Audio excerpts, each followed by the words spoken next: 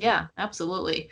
Now let's talk a little bit about maybe some tips that you might have for kids, just kind of in general on what they can do to start that recruiting process in high school and kind of get your guys' attention as a Yeah, coach. well, I think it's communication. I think there's a self-awareness piece. You know what they want out of college.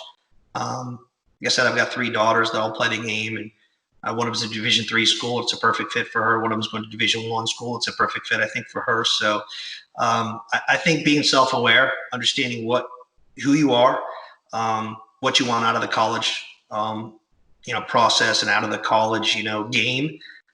Is it important for you to go to a big school, a small school, how close at home, what the academic fit is? So it's a self-awareness on who you are, what you want, and what your fit is. And I think that can be difficult because you need to have an open mind. You need to be able to take criticism, and you need to be able to have some people that you can trust that say, hey, I think this is a good fit for you, and I don't think this school is a good fit for you. So self-awareness. I also think communication. You got to really get out there and communicate with coaches, be seen. There's obviously avenues to be seen in a lot of ways. We have club team, your high school, camps, those are the primary. We look at video. People ask about video. We look at video. I think that video doesn't rule you in, but it can give us an insight into, okay, we need to watch this kid play live. This is pretty good. So communication is important, and I think the communication has to be honest. If you're sending something to 500 schools, we could probably tell. So we've researched the school. If you have some people that have told you it's a good fit and you feel like it fits what you want out of college, then I think emailing and staying in contact with the coaches and sticking with it, and making sure that that we get contacted by a lot of people, that we know where you're going to play, what your number is. Make it easy on people. You don't want to make it hard. We don't want to go to a tournament and a week afterwards or 2 days afterwards, you contact us and say, hey, I was at the tournament. What did you think? And we chose to watch someone else because we didn't have your game times. We didn't have your, we weren't sure what your number is. So just being,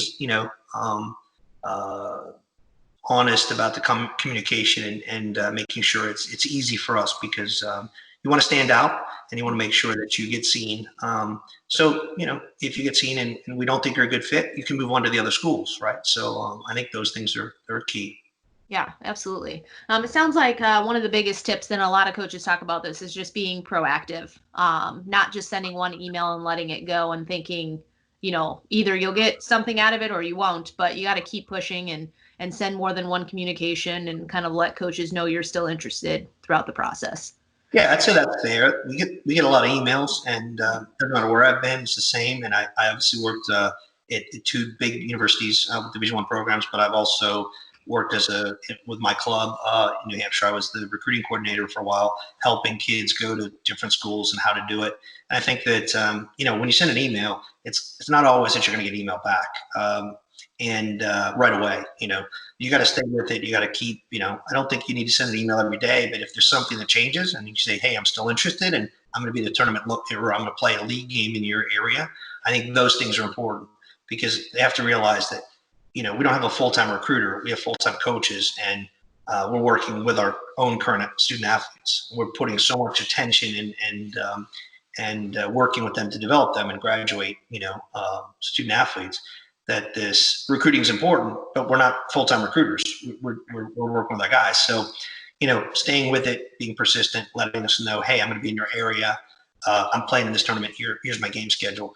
And then, the recruiting timetable is different for everybody. Some guys commit early. Some guys were committing in May of their senior year. It just depends on so many factors that I think that there's no really one timetable that works. And I know that everybody wants to put that in. Oh, this is the most important time. The most important time is now for anybody to be self-aware, to find out where they fit in, to find out what they want, and to be seen. And, regardless, what we're doing right now and with COVID-19, you still can get a video together. You can still communicate with coaches and tell them that you're interested in something about you, and that when you start playing again, you can then let us know.